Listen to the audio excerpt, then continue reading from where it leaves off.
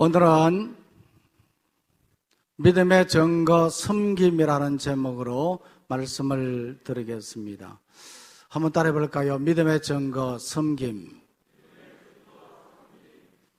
지난 주일에는 순종에 대해서 제가 말씀을 드렸는데, 이 설교를 하면서 가장 힘든 것은 무엇을 하라고 말씀을 드리는 겁니다.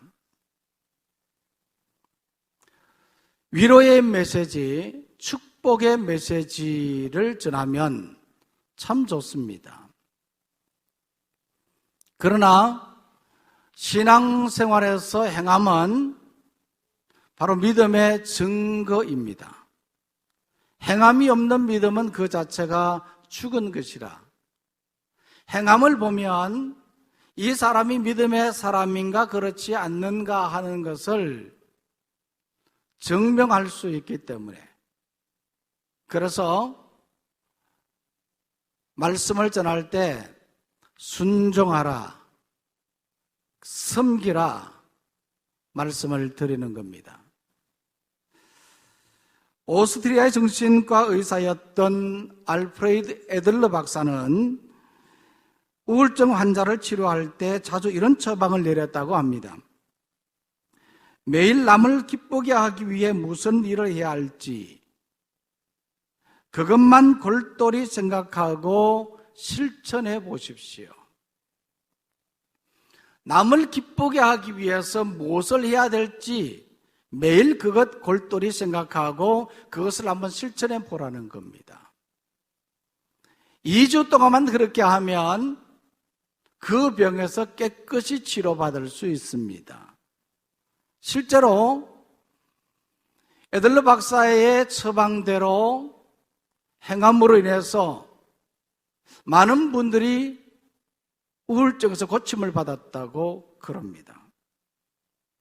여러분들도 한번 해보시면 좋을 것 같습니다. 요즘은 마음의 병을 앓고 있는 분들이 꽤 많습니다. 괜히 짜증을 부리고 불만스럽게 말하고 남을 원망하며 쉽게 용서하지 못합니다. 그 이유는 이기주의가 그 마음에 뿌리를 내리고 있기 때문입니다. 자기만을 위해 살면 그 곁에는 사람이 없습니다. 사람이 떠나가게 되어 있습니다. 밥을 사면 상대도 밥을 사잖아요. 그렇죠? 서로 배려하고 서로 섬기는 그런 모습들 속에서 좋은 관계가 이루어지는 것이지 않습니까? 밥을 사는데도 불구하고 밥 한 번 사지 않고 자기 이야기만 하고 자기만 생각한다면 좋은 관계를 이루어나갈 수가 없는 거지요. 자, 그러면 이런 병든 마음을 어떻게 고칠 수 있겠습니까? 그것은 바로 남을 위해 살면 됩니다. 남을 섬기다 보면 마음의 병이 사라지게 됩니다. 오랜 신앙생활을 하고 직분을 가진 성도들 중에 남을 가르치기는 잘하는데 정작 섬김의 자리에 보이지 않는 분들이 있습니다. 이런 사람은요, 예수님이 말씀하신 대로 율법주의자와 다를 바가 없지요. 말로는 신앙생활 잘한다고 말하지만 실질적으로는 신앙생활을 잘 못하는 위선자에 불과하다는 겁니다. 믿는 성도는요, 섬김의 자리에 있어야 됩니다. 왜냐하면 바로 그것이 믿음의 증거이기 때문입니다. 누가복음 22장 24절에도 보면, 오늘 이 본문에 보면요, 제자들 사이에 누가 크냐는 다툼이 일어났습니다. 여기서 이 크다는 이 말은요, 더 사랑받는다는 것을 말하거든요.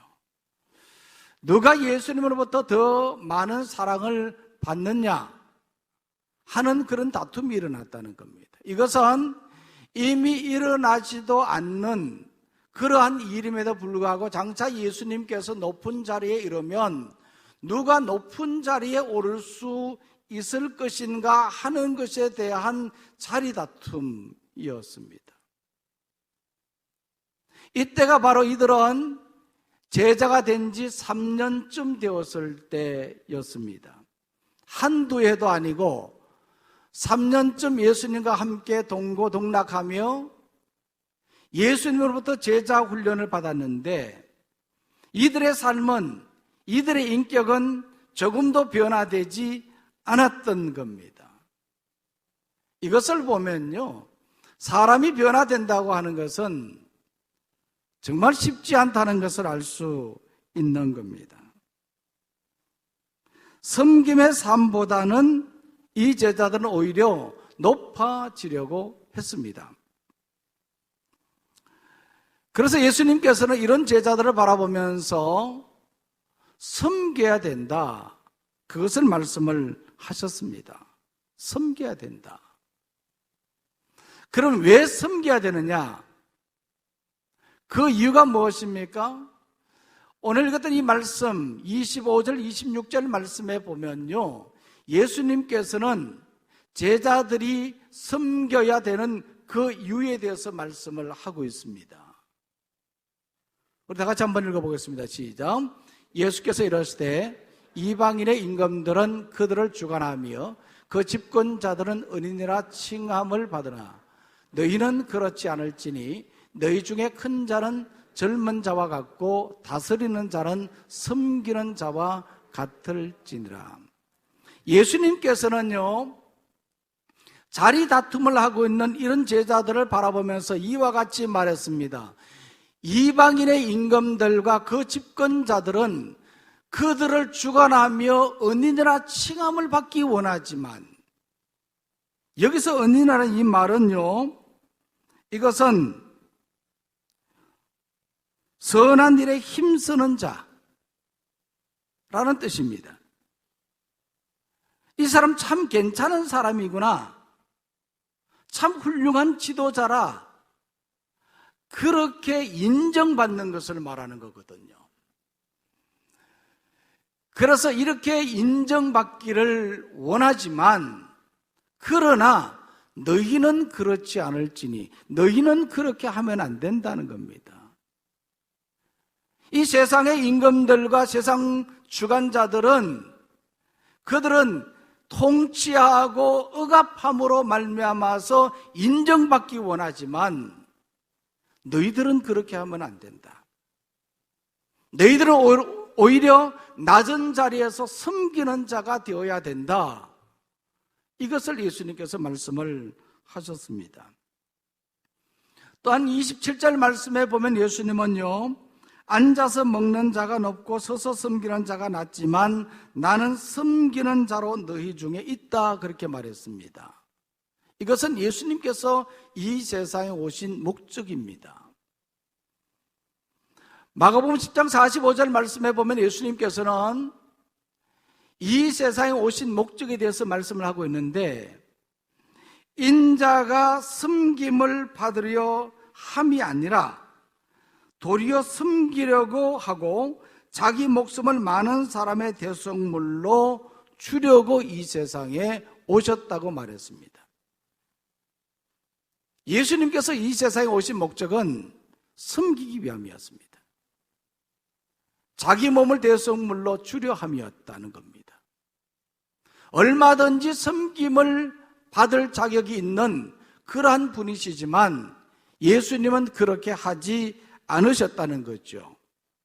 왜냐하면 그것은 바로 섬김으로부터 권위가 나오기 때문입니다. 이것은 오늘 우리가 섬겨야 되는 이유이기도 합니다. 권위는 어디서부터 나온다고요? 섬김에서부터 나온다. 섬김의 리더십이라고 말하고 있지 않습니까? 세상 사람들은 억압하고 통치하면 거기에 권위가 있다고 말하지만은 예수님께서는 제자들에게 그렇지 않다, 섬김에서부터 권위가 나온다 말씀을 하셨던 겁니다. 그래서 예수님께서는 이 세상에 오셔서 주어진 모든 사역들을 다 섬김의 사역을 이루어 가셨던 겁니다. 그 대표적인 그 첫 번째로 이루어지는 것이 바로 성육신의 사건이거든요. 하나님이셨던 예수님께서 사람의 몸을 입고 이 땅에 오셨지 않습니까? 높은 보좌를 다 버리시고 낮은 자리, 이 세상에 예수님께서 오셨습니다. 오셔서 섬김의 삶으로 그의 사역을 이루어 가셨던 것이거든요. 그 마지막이 바로 제자들의 발을 씻기신 겁니다.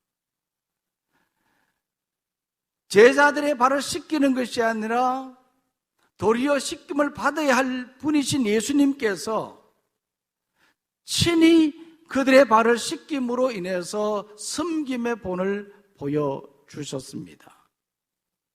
그리고 마지막으로는 십자가에 스스로 못 박혀 돌아가셨습니다. 이것은 섬김의 클라이맥스입니다. 유니온약품그룹의 안병광 회장은 말단 영업사원으로 출발해서 굴지의 제약회사의 오너가 된 인물입니다. 오늘의 그가 있기까지 자신의 인생을 이끌어간 삶의 철학, 삶의 정신이 있는데 그것은 바로 병이 되자 하는 뜻입니다. 병이 되자 하는 것이었어요.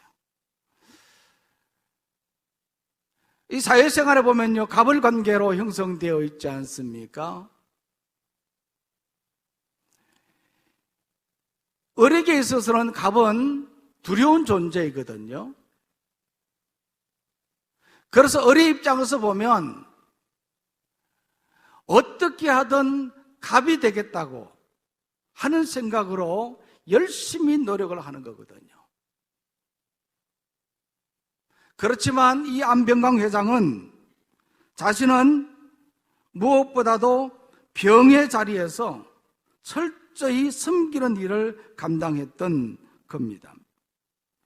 수줍은 성격으로 거래처를 찾아갔을 때 얼마나 많은 서러움과 애안이 있었을까 짐작할 수 있습니다. 그럴 때마다 그는 나그네의 서름의 한 대목을 부르면서 스스로 낮아지고 고객들을 왕처럼 진심으로 대했다고 합니다. 할 수 없이 약자가 된 사람은 속에 울분이 쌓여 진심으로 사람을 대할 수 없지만 스스로 낮아진 사람은요, 초연한 마음으로 섬김을 실천할 수 있습니다.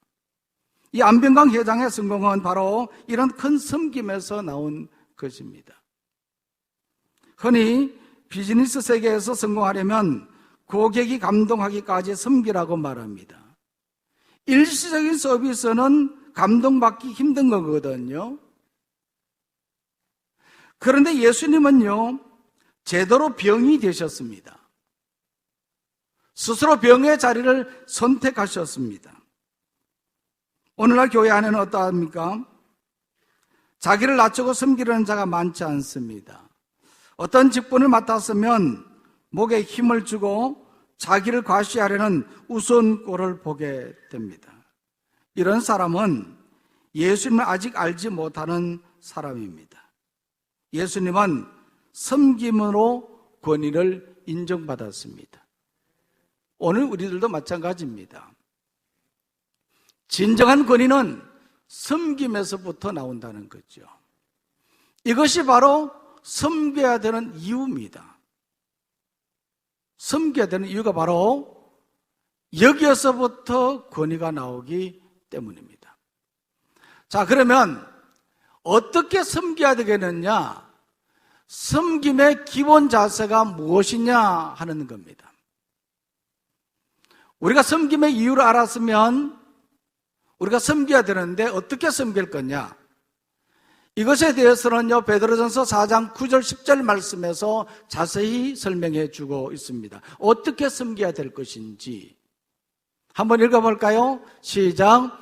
서로 대접하기를 원망 없이 하고 각각 은사를 받은 대로 하나님의 여러 가지 은사를 맡은 선한 청지기 같이 서로 봉사하라. 자, 이 말씀에 보면요, 섬기기를 어떻게 하라고 말하고 있습니까? 서로 대접하기를 원망 없이 하고, 원망하면 안 된다는 거죠. 섬기다 보면요, 원망할 때가 종종 있습니다. 초대교회 당시만 하더라도 이 가난한 성도들과 순회 전도자들을 대접하는 일들이 많았는데, 그렇게 섬기다 보니까 원망하는 일들이 생기더라는 겁니다. 특별히 어느 한 지역의 교회가 박해를 받으면 그 사람들을 돌봐야 될 그런 일들이 더 많아지잖아요. 그러다 보니까 자꾸 좋은 일 하면서도 서로 원망하게 된다는 겁니다. 오늘날 교회 안에서도 마찬가지입니다. 우리가 섬겨야 되는데 섬기다 보니까 원망하는 일들이 생기지 않습니까? 왜 이런 일이 생기겠습니까? 원망하는 이유는 3가지가 있습니다. 그 첫 번째로는요, 은혜를 받지 못한 채 일만 하기 때문입니다. 봉사도 중요한데 봉사보다 더 중요한 것은 예배를 드리는 겁니다. 예배를 드리고 말씀을 통해서 은혜를 받는 겁니다. 은혜 받지 않고 봉사만 하다 보니 자꾸 불만이 생기고 원망하게 되는 거죠. 누가복음 10장 40절 말씀에도 보면 좋은 예가 나오는데, 예수님께서 베다니 집 나사로의 집에 이르렀을 때에 그곳에 있는 마르다와 마리아가 예수님을 영접했습니다. 이 마르다는 예수님을 기쁘게 영접을 하고 예수님께 무엇을 드리기 위해서 먹을 것을 준비하기 시작했습니다. 그때에 마르다의 동생 마리아는 어디 있었습니까? 예수님의 발치에 앉아서 말씀만 듣고 있는 겁니다. 마르다는 어떻게 하든 예수님께 무엇을 빨리 좀 해드리고 싶은데 마음이 분주했던 것이죠. 그런데 보니까 마리아는 도와주지 않고 예수님 발치에서 앉아 말씀만 듣고 있으니 속이 상했던 거죠. 그래서 예수님께 말합니다. 마리아가 도와주지 않는다고. 마리아가 도와주지 않는 것에 대해서 예수님께 원망했습니다. 왜 마르다가 원망했습니까? 은혜를 받지 못했기 때문에. 그래서 예수님께서 말씀하시기를 마리아가 더 좋은 편을 택했다 그렇게 말하잖아요. 그러니까 섬기는 것도 중요한데 더 중요한 것이 뭐라고요? 은혜를 받는 겁니다. 은혜를 받고 섬겨야 되는데 은혜 받지 않으면 여기에 불평과 원망이 생기게 되는 겁니다. 또한 원망하는 두 번째 이유가 있습니다. 그것은요, 자기만 일한다고 생각하기 때문입니다. 섬기는 일을 하면서도 다른 사람이 놀고 있는 것을 보면 원망하고 불평하게 됩니다. 자기만 일한다고 생각하기 때문에 그런 거죠. 교회 안에 보면 그런 일이 있지 않습니까? 그런데 자기에게 주어졌으면 남이 어떻게 하든 말든 신경 쓰지 말고 내 일만 하면 되는 겁니다. 그러면 원망하지 않게 되죠. 세 번째로는요, 격려와 지지가 없기 때문입니다. 섬김은 칭찬받으려고 하는 것은 아니지만 사람들로부터 지지받지 못하고 인정받지 못하면 원망하고 불평하게 되는 겁니다. 그래서 칭찬을 해드리는 겁니다. 인정을 해드리는 거죠. 그러나 어쨌든 우리가 섬기는 일에 있어서 첫 번째는 뭐 하지 말라고요? 원망하면 안 된다. 왜 대답을 안 하세요? 첫 번째 뭐 하지 말라 그랬어요? 원망하지 말라 그랬어요. 원망하지 말라. 실컷 일해놓고 원망하면 차라리 안 하는 것이 낫죠. 원망하지 말라 하는 겁니다. 두 번째 방법이 있습니다. 읽었던 말씀 이 베드로전서 9장 4장 9절 10절 이 말씀에 보니까요, 은사대로 섬겨야 한다고 했습니다. 따라해 볼까요? 은사대로 섬겨야 한다. 은사는 성령님이 우리에게 주신 것으로 그 목적은 남을 섬기는 데 있습니다. 고린도전서 12장은 은사장이라 그렇게 말하지요. 여기 8절에서 10절 말씀에 보면 8가지의 성령의 은사가 기록되어 있습니다. 9가지가 기록되어 있습니다. 일일이 다 말씀을 드리지 않겠습니다만은 은사에는 이런 은사도 있고 이외에도 우리에게 성령이 주신 다양한 은사들이 있습니다. 우리의 타고난 성품과 재능까지도 모두 하나님이 주신 은사입니다. 우리는 받은 이 은사대로 섬겨야 합니다. 가르침의 은사를 받은 사람은 교사로, 찬양의 은사를 받은 사람은 찬양대로, 주방봉사와 주차봉사, 그리고 또 교회 이곳저곳 섬기는 그런 은사를 받으신 분들은 그러한 곳에서 잘 섬기면 되는 것이죠. 실제로 어떤 집사님이 임직을 받은 후에 자신은 차량 봉사를 잘할 수 있으니 그곳에서 봉사하게 해달라고 했습니다. 어떤 권사님은 나는 주방에서 열심히 봉사를 할 수 있으니 그곳에서 봉사를 할 수 있게 해달라고 그랬어요. 그것은 바로 은사이기 때문에 그렇습니다. 그래서 지금까지 그곳에서 잘 섬기고 있습니다. 은사대로 섬기는 것. 가르침의 은사가 없는데 교사로 봉사하면요, 아이들이 다 떠나가는 겁니다. 찬양의 은사가 없는데 찬양대로 봉사하면 찬양대 다 망치는 겁니다. 지휘자 꼴통 먹이는 겁니다. 내게 주신 은사가 무엇인가 그것을 잘 생각하고 이 은사대로 봉사하는 것이 아름답습니다. 그래서 섬김은 은사대로 하라 하는 거죠. 세 번째로는요, 이 말씀에 보니까 선한 청지기 같이 섬겨라 그렇게 말하고 있습니다. 한번 따라해 볼까요? 선한 청지기 같이 섬겨야 한다. 이 청지기는요, 본래 집안의 재산을 관리하는 하인을 말하는데, 선한 청지기는 이 재산을 잘 관리하는 사람을 말하잖아요. 섬기는 것도 마찬가지입니다. 이와 같이 선한 청지기처럼 그렇게 섬겨야 한다.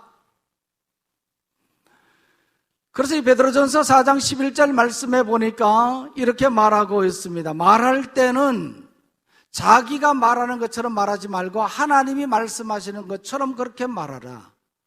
그리고 봉사할 때는 자기의 힘을 과시하는 것처럼 그렇게 하지 말고 하나님이 공급해 주시는 힘으로 그렇게 봉사하라. 이것이 바로 선한 청지기로서의 봉사하는 모습이라는 거거든요. 내 힘으로 내 자랑하고 내가 무엇을 말하고 그렇게 하면 결국 이 섬김은 자기 자랑이 되고 그것은 자기 공로의식에 빠지고 마는 거거든요. 가끔 순수한 마음과 겸손한 마음으로 봉사를 시작했다가 어느 순간에 습관화가 되어 타성에 빠져버리는 경우가 있습니다. 그러다 보면요, 섬김 자체가 권위가 되고 섬김에서 얻어진 경험들이 오히려 하나님을 불신하는 요인으로 작용하게 됩니다. 제가 사역훈련할 때도 말씀을 드렸습니다마는 요한 3서 5절에서 10절 말씀에 보면 한 교회에서 같은 장로의 직분을 가지고 섬겼지만 한쪽은 칭찬을 받았고 다른 한쪽은 무서운 책망을 받은 두 사람의 이야기가 있습니다. 이 두 사람의 이야기인데 정반대의 모습이거든요. 한 사람은 가이오입니다. 이 사람은 소아시아 교회의 장로로서, 신실한 장로로서 교회를 찾아오는 여러 나그네들, 특히 무명의 방랑 전도자들을 자기 재산으로 극진히 섬겼습니다. 무엇으로 섬겼다고요? 자기 재산으로. 교회 돈이 아니라 자기 재산으로 극진히 섬겼다는 겁니다. 그래서 이 장로님으로부터 섬김을 받은 사람은, 한 번 섬김을 받은 사람은 자기 고향으로 돌아간다든지 가는 곳곳마다 소아시아 교회의 가 장로님에 대한 이야기를 한다는 거죠. 참 훌륭한 장로님이시다. 정말 참 신실한 그러한 장로님이라고 그렇게 칭찬을 한다는 겁니다. 반면에 디오드레베라는 사람이 있습니다. 이 사람도 역시 마찬가지로 소아시아 교회 장로님이었는데, 그는 어떤 되기를 좋아했고 순회 전도자들을 박해하고 이들을 돕는 성도들까지 교회에서 쫓아내었다는 겁니다. 심지어 교회 지도자인 사도 요한을 비판하고 다른 지도자들을 공격하기도 했습니다. 이처럼 디오드레베는요, 자기 마음대로 교회를 움직이려고 하는 그러한 장로였습니다. 이 소아시아 교회 이 두 지도자를 보면서 어떤 생각이 드십니까? 오늘 우리는 어떠한 성도의 모습으로 교회를 섬겨야 되겠는가 하는 거잖아요. 나는 가요 같은 그러한 청지기인가? 아니면 나는 디오드레베와 같은 그러한 청지기인가? 이런 내 자신을 우리가 생각해 봐야 되는 겁니다. 그저 직분을 맡아서 섬긴다고 해서 다 똑같은 그러한 청지기가 아니라는 거죠. 오늘 우리는 이 말씀을 들은 우리 모두는 가이와 같은 선한 청지기가 되기를 간절히 소망합니다. 이와 같이 섬기는 방법은 몇 가지가 있습니다. 첫 번째로는요, 원망 없이 하라 그랬어요. 두 번째로는요, 은사대로. 그리고 세 번째로는 선한 청지기와 같이 섬겨라 그랬습니다. 자, 그러면 이와 같이 섬기면 하나님께서 섬기는 자에게 어떠한 약속을 주신다고 했습니까? 어떠한 복을 주시느냐? 그 말했습니까? 몇 가지가 있는데요. 먼저는 높여주신다 그렇게 말했습니다. 한번 따라해 볼까요? 높여주신다. 마태복음 23장 12절 말씀에 보니까 이렇게 말하고 있습니다. 다 같이 읽습니다. 시작. 누구든지 자기를 높이는 자는 낮아지고 누구든지 자기를 낮추는 자는 높아지리라. 섬기기 위해서는 자기가 낮아져야 됩니다. 서서 섬길 수는 없잖아요, 그죠? 낮아져야 되는데 낮아지다 보면 때로는 감정이 상하고 때로는 자존심이 상할 때가 있거든요. 내가 교회 와서 왜 이렇게 해야 되느냐? 내가 이거 안 해도 되는데 왜 이 소리 듣고 내가 이 일을 하지? 그런 생각이 들 때가 있습니다. 그렇지만 인내하고 꾸준히 이 일을 섬겨나가는 것은요, 하나님이 나를 높여주신다는 확신이 있기 때문입니다. 그래서 나는 낮아지는 거죠. 앞에서 예화를 들었습니다마는 안병강 회장님은 그는 스스로 낮아지신 분이세요. 신실한 믿음의 사람이 있습니다. 내가 낮아지면 하나님이 나를 높이신다는 겁니다. 또한 두 번째 약속은요, 상을 주신다고 하셨습니다.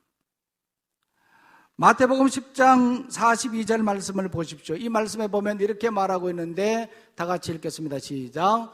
또 누구든지 제자의 이름으로 이 작은 자 중 하나에게 냉수 한 그릇이라도 주는 자는 내가 진실로 너희에게 이르노니 그 사람이 결단코 상을 잃지 아니하리라 하시니라. 이 말씀에 보니까요, 이 작은 자 중 하나 그렇게 말했는데 이것은 보잘것없는 사람을 말합니다.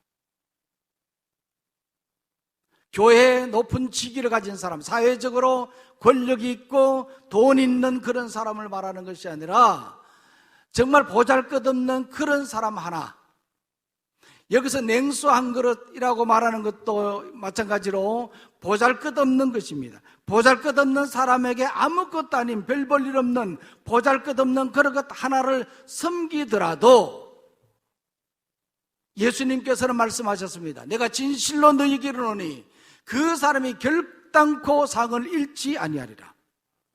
하나님은 반드시 상을 주시겠다고 말하고 있습니다. 성도는 높은 사람만이 아니라 보잘것없는 사람도 돌보고 섬겨야 합니다. 남이 하지 않는 봉사, 연약한 사람을 돌보는 봉사가 필요합니다. 사회훈련 중에 중증장애인 시설인 영락 애니아의 집에서 섬김의 삶을 체험하는 시간이 있습니다. 실제로 체험해 보신 분들은 아시겠습니다만은 결코 만만치 않습니다. 중증장애인 아이들입니다. 몸도 가누지 못하고 식사도 스스로 하지 못하는데 그런 사람들에게 밥을 먹여준다는 것은 쉽지 않은 일입니다. 그러나 작은 것 하나라도 아무것도 아닌 것이라고 하더라도 이와 같이 섬기면 내가 상을 주겠다고 하셨습니다. 상을 주겠다. 세 번째 약속은요, 풍성하게 복을 주신다고 말씀하셨습니다. 누가복음 6장 38절 말씀 다 같이 읽겠습니다. 시작. 주라 그리하면 너희에게 줄 것이니 곧 후이되어 누르고 흔들어 넘치도록 하여 너희에게 안겨주리라. 너희가 헤아리는 그 헤아림으로 너희도 헤아림을 도로 받을 것이니라. 이 말씀은요, 예수님께서 이 말씀 하시기 전에 비판하지 말고 용서할 것을 교훈하셨습니다. 그런 후에 남을 섬기라고 말씀하셨는데, 어떻게 보면 섬기면 손해를 보는 것 같지만 하나님이 반드시 채워주십니다. 물질뿐만 아니라 시간으로 그 이상의 것도 하나님께서 채워주시는데, 어떻게 채워주시느냐? 후이되어 누르고 흔들어 넘치도록 채워주신다는 겁니다. 이것은 사중 강조 표현이거든요. 한 번이 아니라 4번씩이나 강조해서 말하고 있지 않습니까? 쌀을 한 대를 데워서 주는데 될 때 어떻게 된다고요? 후이되어서 주신다는 거예요. 후이되어서 그 다음에 어떻게 합니까? 거기에 누르는 거예요. 누르는 거예요. 왜 누릅니까? 더 많이 주려고. 그리고 세 번째는 뭡니까? 왜 흔들어요? 더 들어가라고 흔드는 거죠. 그리고 네 번째는 뭡니까? 넘치도록. 그러니까 한번 후이 되어서 누르고 흔들고 다시 그게 넘치도록 채워주신단 말입니다. 뭐 할 때?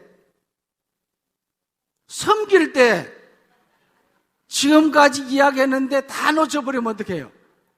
지금까지 뭐 하라고 그랬습니까? 섬기라고 그랬잖아요. 섬기면 이와 같이 복을 주신다. 이와 같이 후이되어 누르고 흔들어 넘치도록 주신다. 뿐만 아니라 또 이와 같이 말씀하셨어요. 네 번째, 우리가 잘 아는 말씀인데요, 요한계시록 2장 10절 하반절 말씀입니다. 생명의 관을 주신다고 했어요. 읽어볼까요? 시작. 내가 죽도록 충성하라. 그리하면 내가 생명의 관을 내게 주리라. 섬김의 복은요, 세상에서만 받는 것이 아니라 천국에서도 받습니다. 물질적인 복만이 아니라 우리가 알지 못하는 놀라운 영적인 복도 받습니다.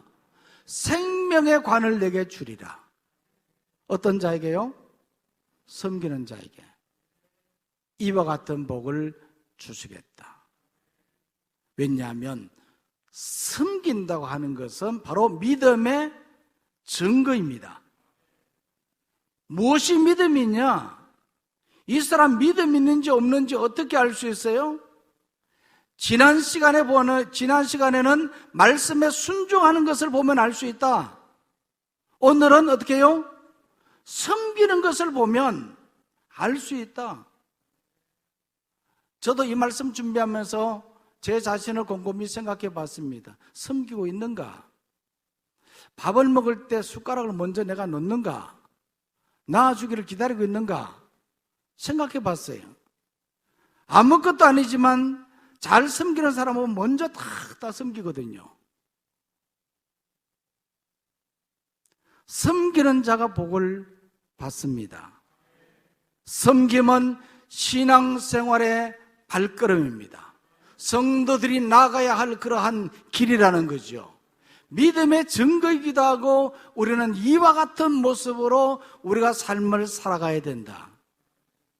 오늘 우리 모두는 이 말씀 꼭 기억하고 믿음의 증거인 이 섬김의 삶을 살아가는 우리 모두가 되기를 간절히 소망합니다. 기도하겠습니다. 하나님 아버지,